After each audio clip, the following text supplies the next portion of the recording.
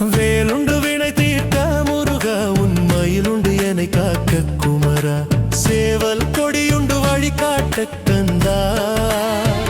சேருமிடம் உந்தன் அடியன்றி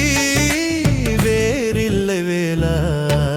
வேலுண்டு வினை தீர்க்க முருகா உண்மையிலுண்டு என்னை காக்க குமரா சேவல் கொடியுண்டு வழிகாட்ட கந்தா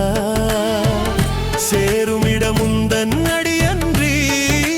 வேறில்லை வேலா